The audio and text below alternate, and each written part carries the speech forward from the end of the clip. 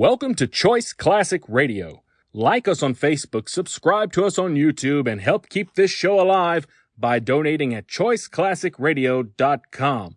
For more of your favorite old-time radio shows, join us on our companion podcast, Choice Classic Radio, Mystery, Suspense, Dramas, and Horrors, where we bring to you the most mysterious tales that the golden age of radio had to offer.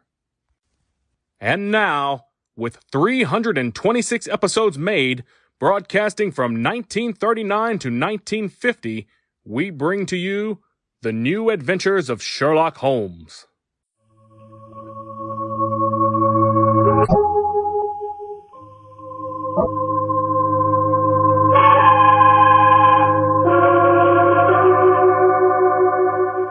The makers of Clippercraft clothes for men and 924 leading retail stores from coast to coast present the world's most famous detective, Sherlock Holmes.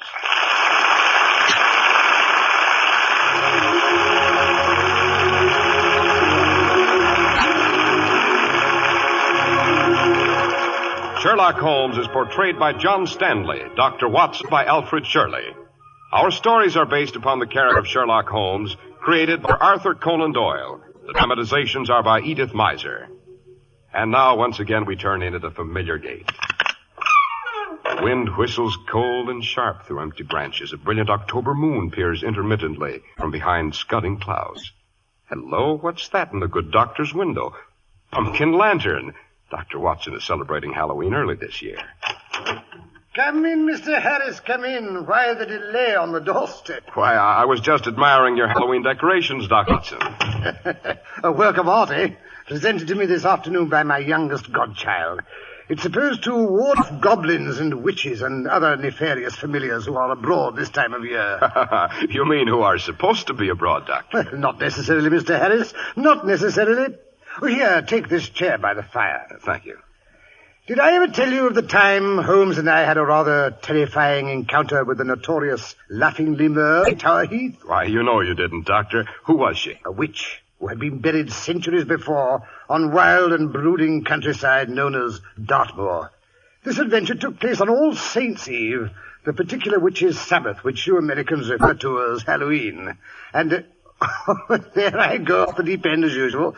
Suppose I pause to pour us each a glass of fresh cider, while you pay homage to our sponsor. What could be fair, Dr. Watson? To tell you that Clippercraft suits sell for only $35 and $40, with a few special models at $43.75. To say that Clippercraft top coats and overcoats sell for only $35 to $40 and sport jackets for only $24 is only half the story. Because you really only begin to appreciate that these prices are astonishingly low when you've seen Clippercraft clothes. Custom details in the form of correct styling, perfect fit, luxurious tailoring, and rich, long-wearing fabrics are yours in Clippercraft. Manufacturing ingenuity and a really great distribution idea make all this possible. Available to you in your own local independent store, where friendly attention is traditionally yours. For through the Clippercraft plan, 924 leading stores across America have concentrated their buying power, resulting in tremendous savings in manufacturing and distribution costs. You'll be amazed at Clippercraft's values. Compare Clippercraft with clothes selling for many dollars more.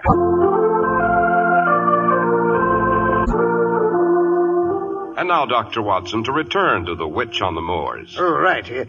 It was one morning several years after my marriage, a brilliant fall day. The last day of October, to be exact. Mary and I had just finished our matutinal Finn and Harry when a violent jangle at the front door bell heralded a telegram from my erstwhile partner in crime, Mr. Sherlock Holmes. As nearly as I can remember, it ran, if convenient, meet me Paddington Station, 10:15. If inconvenient, come anyway. Bring service revolver. Don't suppose you have any silver bullets. Silver bullets? What was the meaning of that inquiry, Doctor? As a matter of fact, that was my first question after Holmes had settled himself in the corner of our railway carriage.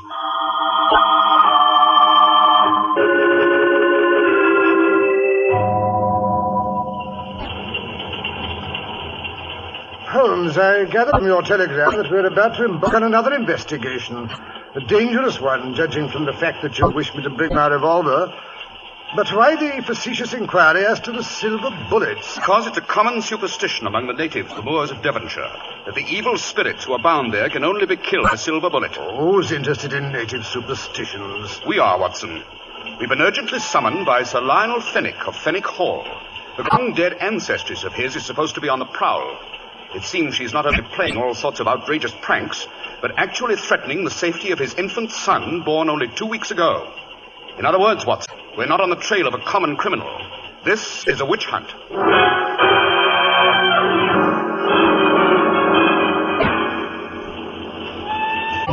Pressing, Watson, the first glimpse of the moor? Yes.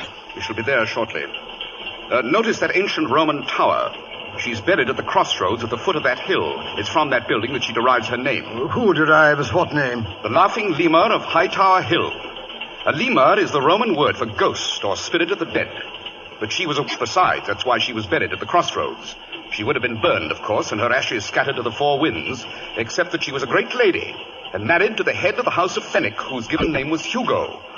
Hugo was an old boy in his 60s when he married her. Much to the annoyance of his brother Edgar, he'd a lusty, fun-loving young French noblewoman, a Louise de Lamballe, whose mother was the notorious Madame de Montespan. Madame de Montespan? Wasn't she a sort of minor Borgia? Yes, Watson. At any rate, Louise seemed young, gay, and exceptionally healthy and active. Too athletic, perhaps, for her ancient bridegroom, because she insisted he accompany her when she rode to hounds. When in due course of time was found, his neck broken, on the far side of a particularly high wall, which his wife, shrieking with laughter, jumped a few moments before. Even after Hugo's death, Louise rode by day and danced by night, and day or night she continued to laugh. Dashed bad taste, if you ask me. Quite. At first, her brother-in-law, Edgar, seems to have been fairly tolerant of the situation, since he now believed himself lord of the manor. But one day, 3 weeks after her husband's death, Louise came to him and informed him that she was going to have a child. The dead Hugo was there. He relayed the information with gales of laughter. Poor Edgar. The joke was certainly on him. Oh, no. He started rumors about his brother's widow. The French perfumes she used were love potions. She and 12 companions she brought with her from France formed a coven. A coven? In the old days when witchcraft was in flower, Watson, witches and their familiars banded together in unholy groups of 13, which were called covens. Oh. Lastly, Edgar claimed that no mortal had fathered the child, that it was the offspring of the devil himself. In proof of the intention, he pointed out cloven hoof prints under Louise's window. In short, the unfortunate lady was tried as a witch, and English justice being, shall we say, slightly biased in those days, she was sentenced to be hanged by the neck until dead.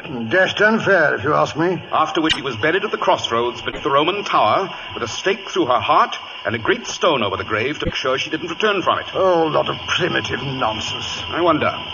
At any rate, during the last fortnight, some person or persons seem to have moved that stone, and some rather curious, not to say frightening, phenomena have occurred. The present head of the house seems to feel the safety of his firstborn is threatened, and that this danger should reach its peak tonight, which is All Hallows Eve. Yes, here we are. This is our station. And that gentleman waiting over there beside the wagonette with a pair of handsome cobs is undoubtedly Sir Lionel, present master of Fenwick Hall.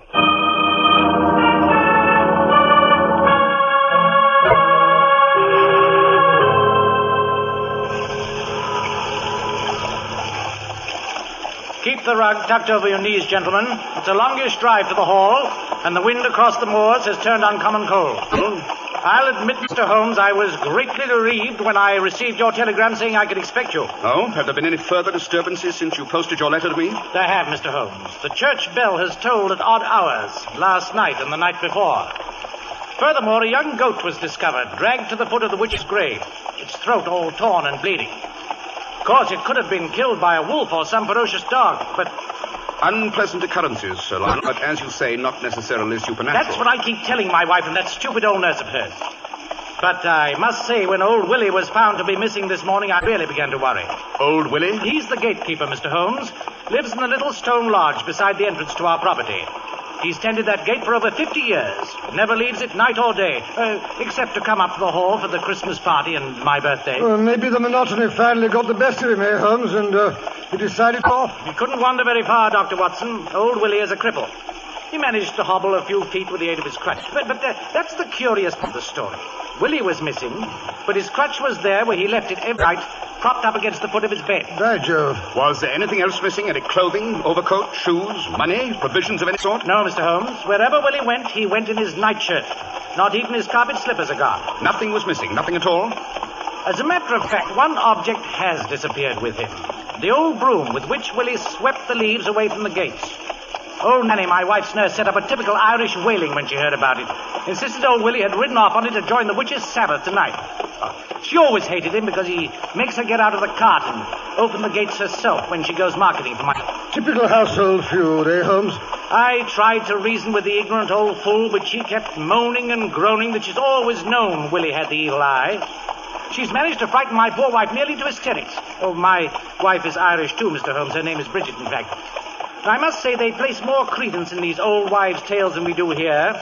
Nanny says it's the curse of the House of Fenwick being visited upon us. The curse of the House of Fenwick? Yes, it seems a certain Lady Fenwick, born Louise de Lamballe. Oh, yes, Holmes has already told me about her. Hanged as a witch and buried at the foot of the Roman Tower. Well, it seems that when the head placed the noose around her neck, she turned to my, great something or other grandfather, who had the bad judgment to be standing nearby. She turned to him and laughed.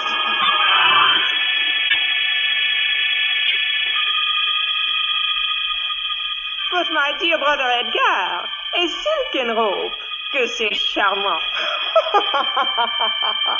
You think this is the end of Louise de Lamballe, but you're so very mistaken. You do not live to have my first child, and so I say, I will not let your first child live. No, nor the first child of any of the great house of Fenwick. Louise shall come back from the grave. She shall come back and take them all.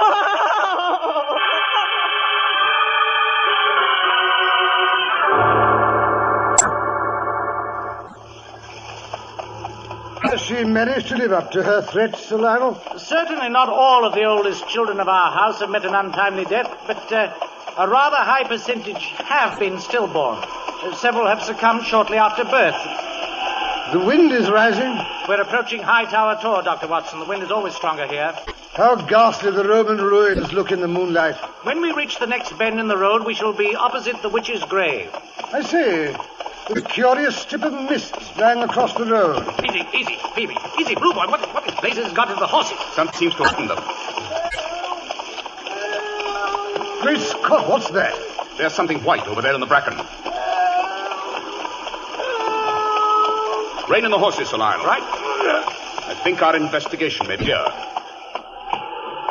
Right. Come along, Watson. Help someone. I'm a dying. I see that white thing. It's moving. It's crawling along the ground. Yes, man. He's badly hurt. What's he doing all in white? It's a nightshirt, Watson. By Jove, it's old Willie, but his face is all black, so are his hands.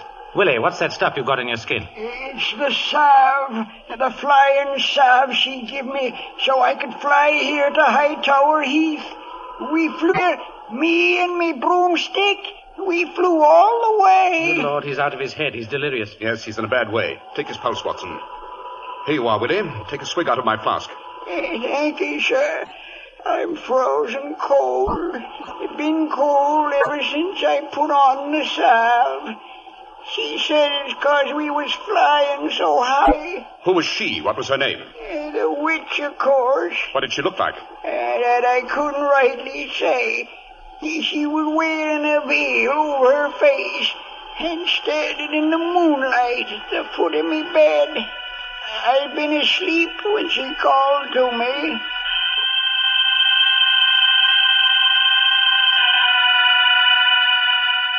Wake up. Wake up, Willie Malloy. You? Who be? Someone who can make you dance. Someone who can make you fly. You've always wanted to dance, haven't you, Willie? They're giving a dance tonight around my grave. Here, take this jar of ointment. Cover yourself well with it, Willie. Cover your old broomstick. It will make you fly. I'd like that. Free like a bird. I'd like to fly. Then rub on the ointment. I'll wait for you outside. We'll fly to the tower and dance together around my grave.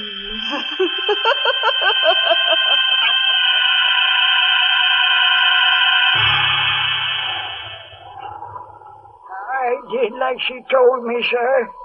I covered myself in me broom, and first thing I knew, I got lighter and lighter.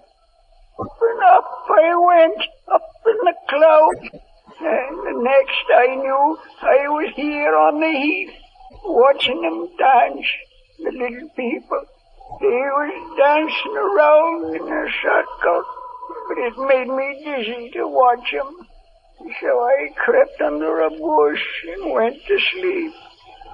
This morning, I woke up cold and sick. The magic was gone. I couldn't fly, and I couldn't walk. Poor old boy. Hello. His pulse. It stopped. Holmes, give the brandy. Willie, don't give it now. I'm afraid he has, Watson. Yes, he's dead all right. Dead of narcotic poisoning and one of the most despicable tricks I've ever encountered. Mr. Holmes, what do you mean? I shall be able to answer that question more accurately, Sir Lionel, after I've had a chance to analyze the ointment that's smeared on this broomstick near the body. What? Bring it along, Watson. Careful you don't smear it on your clothes. The moon's rising above the hill. How white the crossroads look. Yes, this is where the witch is buried. I say, look here, all round. The heather is trampled down in a large ring. Great Scott, there was a dance here last night. Look at these footprints in this damp spot. Small footprints. All small. No wonder Willie said he saw the little people.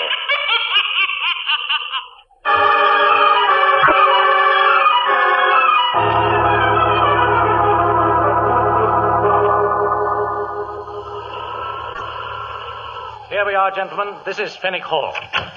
Is that you, Lionel? Rachel, my dear, I've brought Mr. Holmes and Dr. Watson. Thank heaven for that. It's time we had someone with intelligence to bring order into this hysterical household.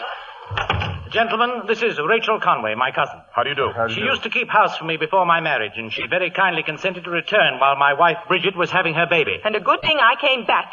Bridget hasn't stepped a foot out of her bed since the child was born. She won't even try. Maybe she might, if you'd go away where you belong. That will do, Nanny.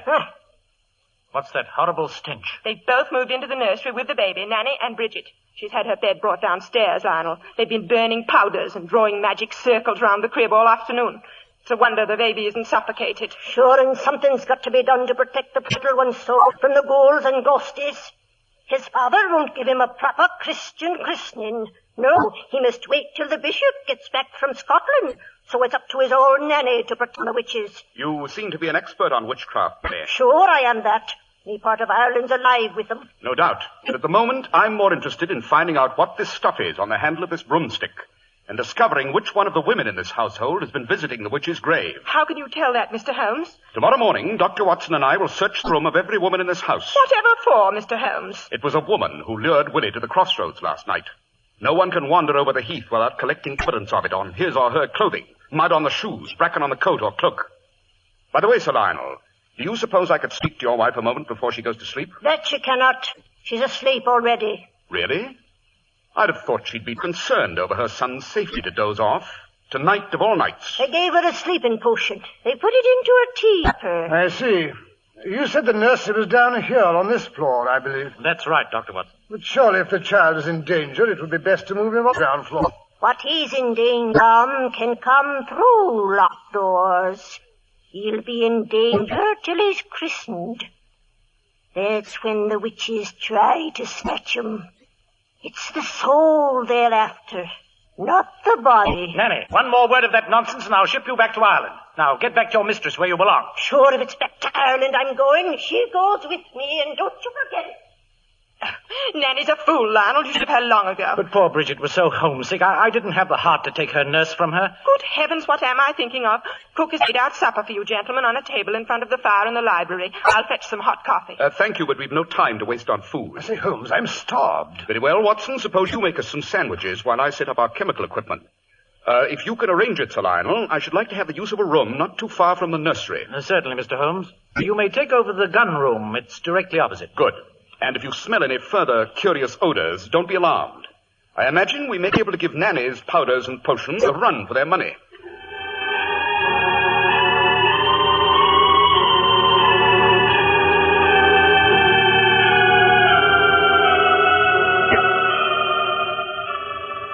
Now, Watson, let's see what we've discovered in this confounded salve.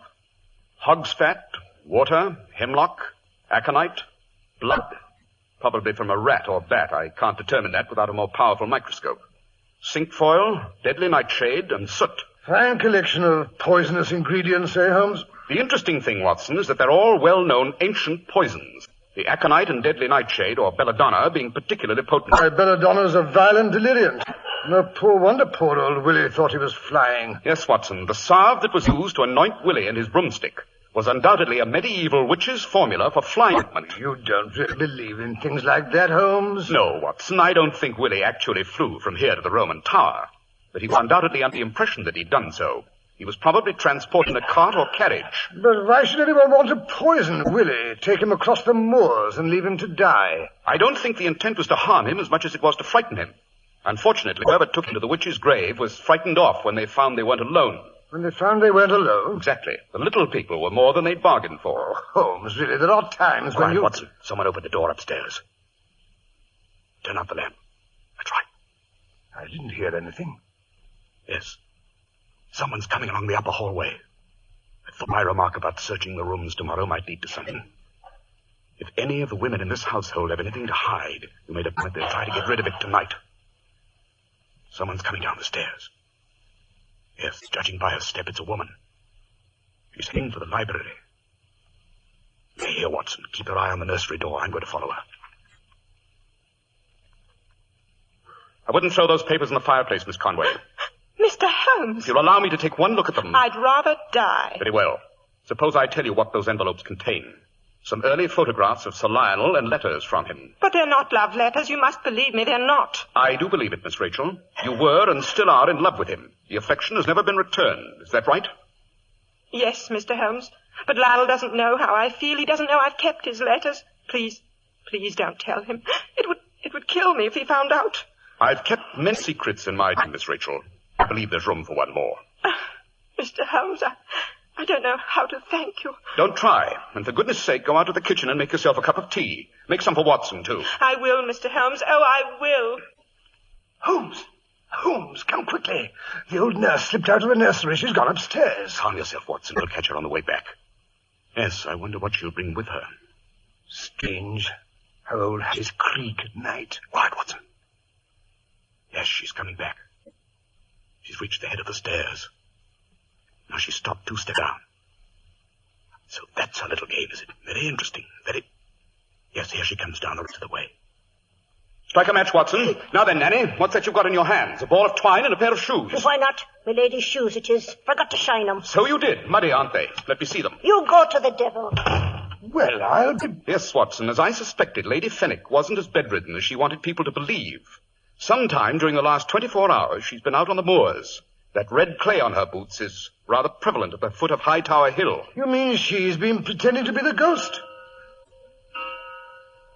Holmes, it's midnight. The witching hour. Help the baby! Save the baby! Nanny! Bridget, I'm coming! Lionel, for the love of heaven, stay up there! Come downstairs, Sir Lionel, if you value your neck. Bridget, Mr. Holmes, what's happening down there? Light the lamp, Watson. That's better. Now, Sir Lionel, if you'll investigate the second step from the top. Huh? Good Lord. A piece of twine stretched across the stairs. Yes, a trip rope. You were supposed to fall downstairs and break your neck. Oh, no, Lionel. She didn't mean any harm. Nanny only wanted to frighten you so you'd let the priest christen the baby. You mean that's the reason she gave you, Lady Fenwick? Bridget, what in heaven's name has been going on here? Oh, darling, I was so frightened when Nanny told me about the curse and the witch's stone being moved. I didn't want anything to happen to the baby. I didn't know Willie would die. I only thought she wanted to get even with him. I didn't mean any harm. I didn't mean any harm.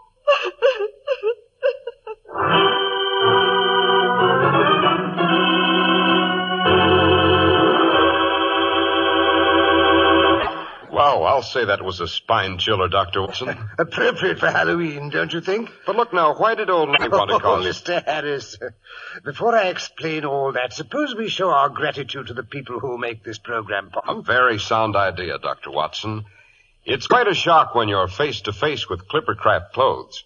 I mean, an extremely pleasant shock. For even experts are amazed at Clippercraft values.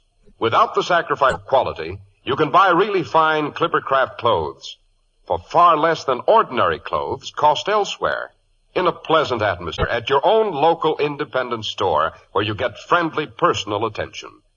Clipper has delivered the goods in more ways than one. Through the famous Clippercraft plan, 924 leading stores from coast to coast have concentrated their buying power. The result, exceptionally fine quality at exceptionally low prices. Remember, Clippercraft suits are only $35 and $40, with a few special numbers at $43.75. Top coats and overcoats are only $30 to $40, and sport jackets only $24. Selling beautifully tailored, expensive clothes at inexpensive low prices at the nation's finest independent stores is the great big idea behind the Clippercraft plan. That's why who know insist on Clippercraft clothes. So be sure to visit the Clippercraft store in your city. The leading stores in the metropolitan area that bring you Clippercraft clothes are Saks 34th, Broadway at 34th Street, Manhattan, Abraham & Straus, Brooklyn, the Boulevard Men's Shop, Kresge, Newark, New Jersey, and the B&B Shop, 16408 Jamaica Avenue, Jamaica. These great, courteous, and friendly stores are proud to add their names to that of Clippercraft in the label of your suit, top coat, sports jacket, and overcoat.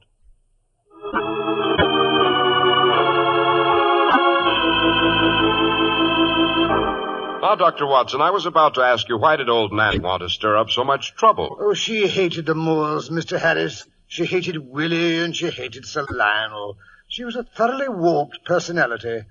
Holmes suspected her immediately, of course, when he smelled the hocus-pocus powder she'd been burning in the nursery. He knew she must have made the flying ointment that was responsible for Willie's death. Well, now, Doctor, what about the gravestone, ringing church bells, and the little people? Who is it plays Halloween pranks, Mr. Harris? You mean children? Right. Holmes realized that when he saw the size of the footprints on Hightower Heath. Well, I'm blessed. I hope so, I'm sure. Now, let me see. Next week I'll tell you how Holmes and I investigate a case of a little governess whose employer agreed to pay her extra wages because she was willing to cut off her hair and wear a bright blue dress. Sounds like rather curious requests, Dr. Watson. Why was she asked to do those things? That question led Holmes and myself to visit a decidedly sinister country place called the Copper Beeches. We found a most unexpected answer in the attic.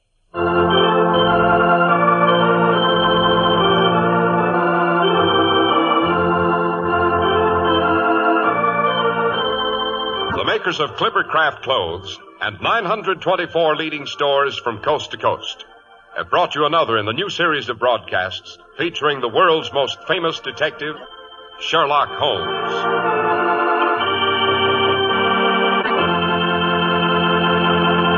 Sherlock Holmes, produced and directed by Basil Lochran, with special music by Albert Berman.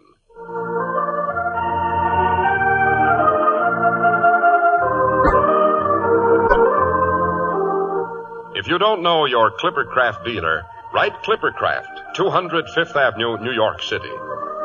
Be sure to listen next week to Sherlock Holmes in the Adventure of the Copper Beeches. If you'd like to attend the Sherlock Holmes broadcasts in New York, see your local Clippercraft dealer, and he'll tell you how to obtain your tickets.